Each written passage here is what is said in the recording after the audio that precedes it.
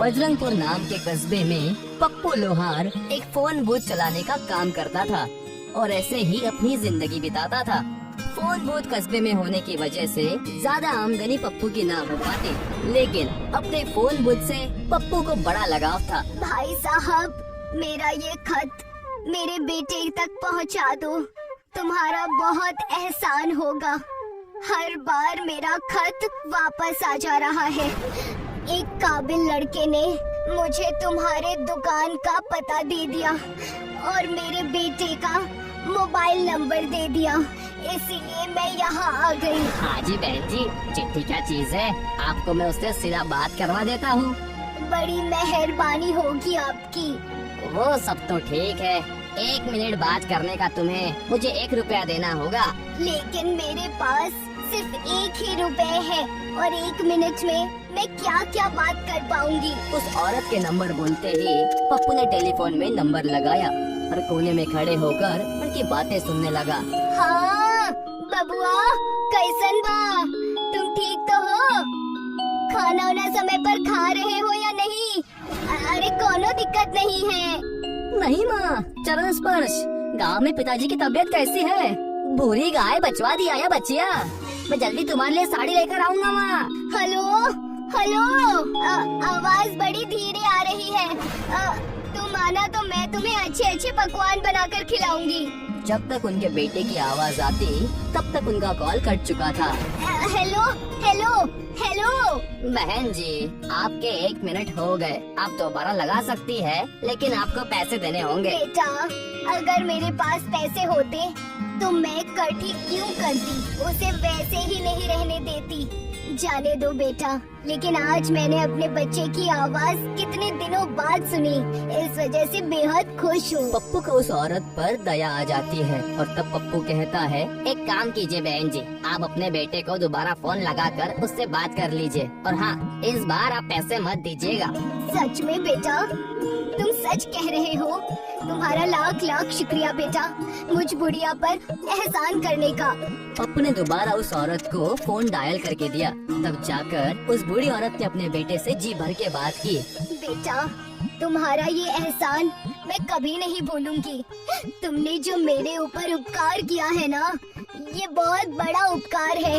बहन जी, इसमें एहसान की क्या बात है, मैं सोचूंगा कि 1 दिन की कमाई मैंने आपको दे दी बस, लेकिन इससे बढ़कर ये था कि आप अपने बेटे से जी भर के बात कर पाए। उस बूढ़ी औरत पर एहसान करके पप्पू खुश हुआ ही था कि उसकी बीवी सुप्रिया ने देख लिया और बड़े ताने भरे अंदाज में कहा, अरे हाँ हाँ, कोई दिक्कत नहीं, तुम एक काम करो, सब कुछ सब में बांट दो। हमारे पास एक छोटा सा खेत है, हम उसी से काम चला लेंगे। हाँ। अरे भाग्यवान, इतना क्यों उत्पात मचा रही हो? तुम इन सब में मत पड़ो, जाकर अपना काम करो। पप्पू और उसकी बीवी सुप्रिया की बहस सुनकर बूढ़ी अम्मा को अच्छा नहीं लगा। तब जाकर उस बूढ़ी अम्मा ने कहा, बेटा कोई बात नहीं, तुम ये पीतल का सिक्का ले लो और अपने टेलीफोन में डाल दो। मेरे पास ये एक सिक्का ही है जो मुझे मेरे दादाजी ने दी थी, शायद इससे तुम्हारा घर अच्छे से चल जाएगा। अपना और अपनी बीवी का ख्याल रखना। उस पीतल के सिक्के को पप्पू उस टेलीफोन बूथ में डालता है।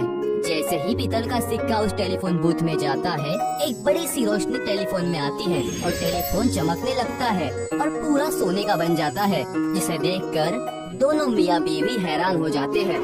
हाय माँ, इसमें कहीं करंट ना आ जाए, मुझे तो बेहद डर लग रहा है। हाय रब्बा। नहीं नहीं, डरो मत, पीतल के सिक्के से इसमें कुछ नहीं हुआ है। दोनों डर कर रुके ही थे कि उस टेलीफोन में से एक आवाज आई और टेलीफोन कहने लगा, जो सिक्का तुमने मेरे अंदर डाला है वो एक जादुई सिक्का है। लोगों के मन के मुताबिक वो सिक्का उन्हें उनका परिणाम देता है।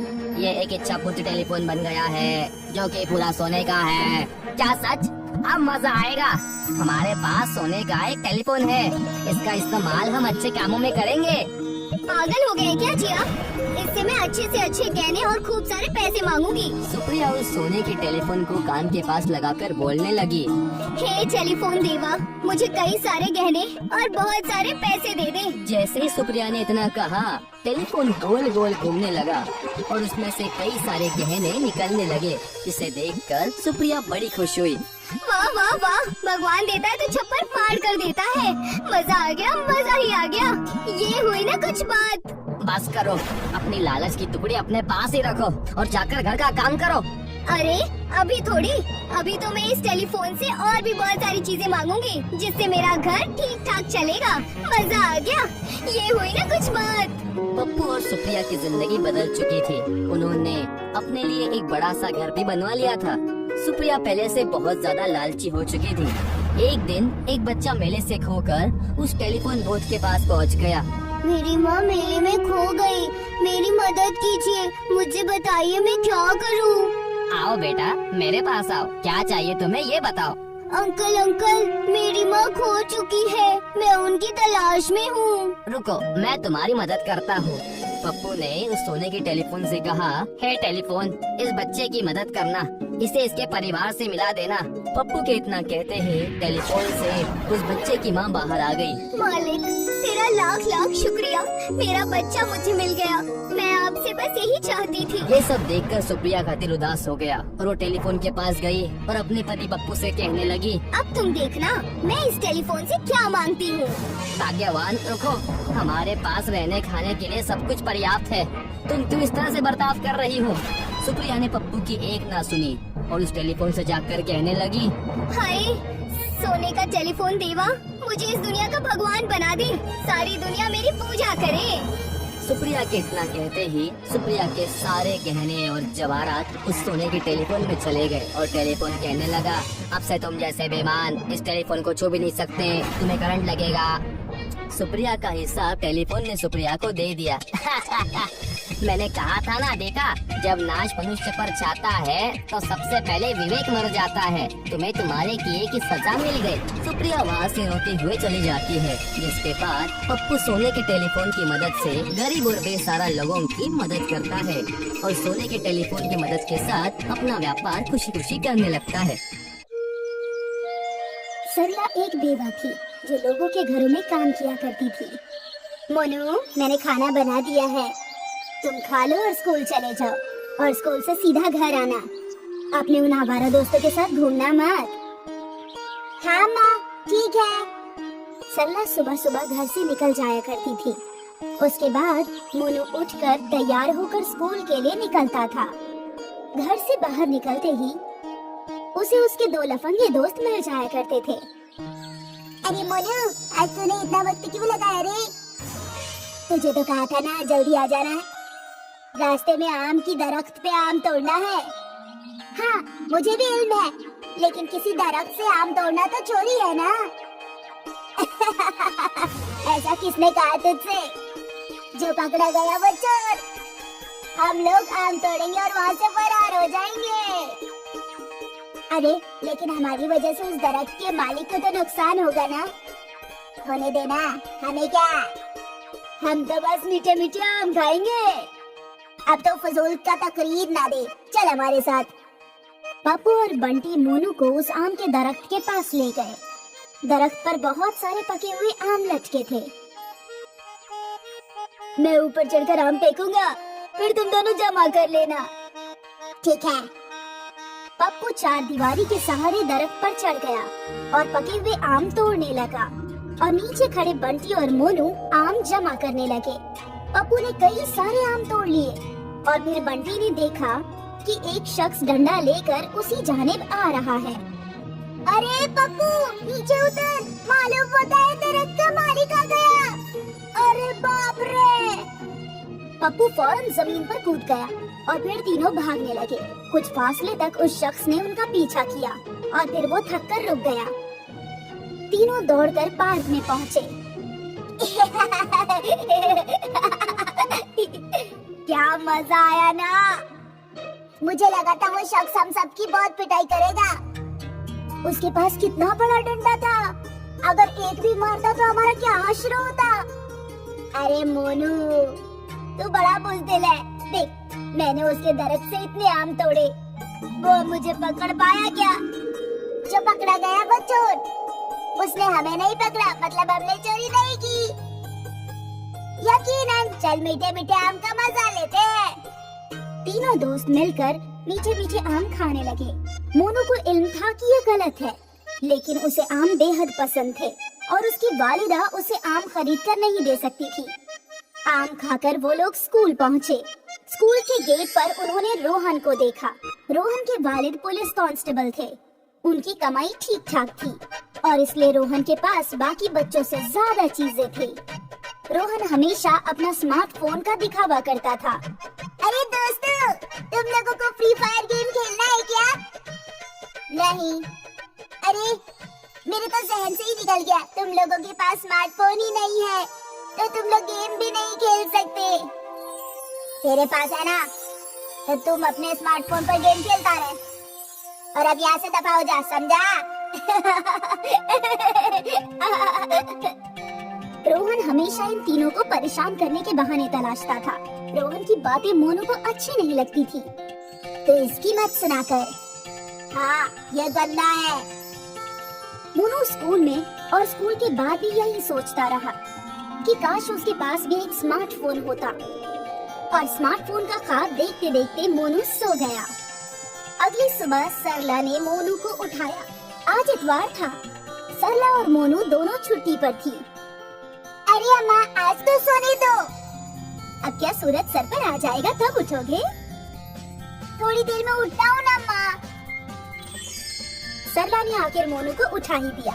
कुछ देर में मोनू चाय पीने बैठा। अम्मा, मैं अपने दोस्तों के साथ साइकिल चलाने जा रहा हूँ। ठीक है, दोपहर तक लौट आना। हाँ, आ जाऊंगा। अच्छा सुन, तेरे दोस्त मतलब बंटी और पप्पू तो नहीं? अम्मा, तुम फिजूल में उन्हें बोलती रहती हो, वो दोनों बहुत अच्छे हैं। नहीं बेटा, वो बच्चे अच्छे नहीं हैं।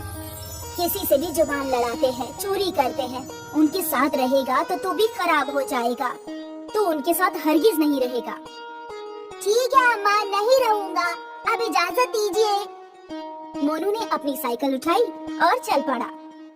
वो अपने दोस्तों के साथ मैदान में पहुंचा और तीनों मिलकर करतब करने लगे।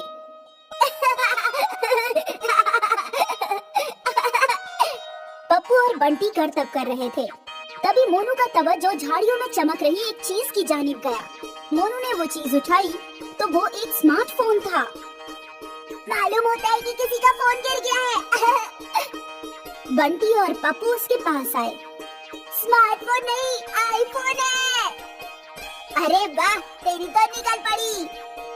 तू स्मार्टफोन के लिए तड़प रहा था ना, ऊपर वाले ने तुझे आईफोन दे दिया। लेकिन ये मेरा थोड़ी है, ये तो किसी और का है। इसे हमें इसके मालिक को सुपुर्द करना चाहिए। अबे गधे, तुझे मिला तो तेरा हुआ ना। ऊपर वाले ने ये तुझे अता फरमाया है, तो ये तेरा है, समझा? आईफोन में तो कमाल के गेम्स होंगे। बंटी और पप्पू उस आईफोन में गेम खेलने लगे और फिर वीडियो देखने लगे। ऐसे ही कुछ घंटे गुजर गए। अब मुझे घर जाना चाहिए, अम्मा इंतजार कर रही होंगी। अरे ये लेकर जा अपना आईफोन। पप्पू ने वो आईफोन मोनू को दे दिया। मोनू को आईफोन बेहद पसंद था, इसलिए उसने सोचा कि वो रख लेगा। पूरे रास्ते वो आईफोन को देख रहा था। मोनू आईफोन लेकर घर आया और उसने आईफोन घर में छुपा दिया। तेरे लिए तेरा पसंदीदा आलू पराठा बनाया है, हाथ पैर धोकर आजा। आया अम्मी। मोनू खाना खाने बैठ गया। उसने अपनी अम्मी को उस आईफोन के मुतालिक नहीं बताया था। उसे इल्म था कि उसकी अम्मा उसे बहुत डांटेंगी। खैर, उसने जैसे तैसे पराठे खा लिए। अरे ये क्या, तूने तो एक ही पराठा खाया है। हाँ अम्मी, मुझे भूख नहीं है। क्यों? बस यूं ही। ठीक है, भूख लगे तो वापस खा लेना। मैं बाजार जा रही हूँ राशन खरीदने, तो घर का ख्याल रखना। जी अम्मी। सरला के जाते ही मोनू ने वो आईफोन निकाला और आईफोन पर गेम्स खेलने लगा। मोनू बेहद खुश था। कुछ देर बाद उसके दोस्त भी उसके घर पर आए और वो तीनों साथ में बैठकर आईफोन चलाने लगे। अब कल तू ये आईफोन लेकर स्कूल आना। वो रोहन तो हंसत खाकर राख हो जाएगा। ये लोग गुफ्तगू ही कर रहे थे कि सरला घर आ गई। सरला को देखते ही मोनू ने आईफोन चादर के नीचे छुपा दिया। ये लोग यहाँ क्या कर रहे हैं? होमवर्क लेने आए थे आंटी, बस किताब लेकर चले जाएंगे। पप्पू ने मोनू की एक किताब ली और दोनों वहाँ से चले गए। उनके जाते ही सरला मोनू पर बरस पड़ी। तुझे कितनी मर्तबा कहा है इन लोगों से फासला रखा कर। किताब लेने आए थे अम्मी। तुझे इल्म नहीं है बेटा, तेरे मामा के भी ऐसे ही दोस्त थे। तेरे मामा बहुत अच्छे थे, लेकिन जब उनके दोस्तों ने कहीं चोरी की तो पुलिस तेरे मामा को पकड़ कर ले गए और उस रोज से हमारे पूरे खानदान को बुरा समझते हैं लोग। मैं नहीं चाहती कि तेरे साथ ऐसा कुछ हो। नहीं चाहती कि इन दोनों की वजह से पुलिस तुझे भी पकड़ कर ले जाए। पुलिस का नाम सुनकर मोनू डर गया। उसने रोते हुए अपनी वालिदा को आईफोन दिया और सब कुछ बता दिया। मैंने चोरी नहीं की अम्मी। किसी की चीज उन्हें बगैर बताए लेना चोरी ही है। नहीं अम्मी, मैं चोर नहीं हूँ, मुझसे गलती हो गई, माफ कर दो मुझे। तभी वो आईफोन बजने लगा। सरला ने फोन उठाया। जी, अब मैं बाजार की निचली गली से बोल रही हूँ। ये फोन मेरे बेटे को रास्ते में मिला था। हाँ, आ जाइए। कुछ देर बाद फोन का मालिक फोन लेने पहुँचा। सरला ने उसे वो फोन लौटा दिया। बहुत बहुत शुक्रिया बहन। आजकल कौन किसी की चीज उसको लौटाता है। आप लोग बहुत नेक हैं। शुक्रिया, शुक्रिया बेटा।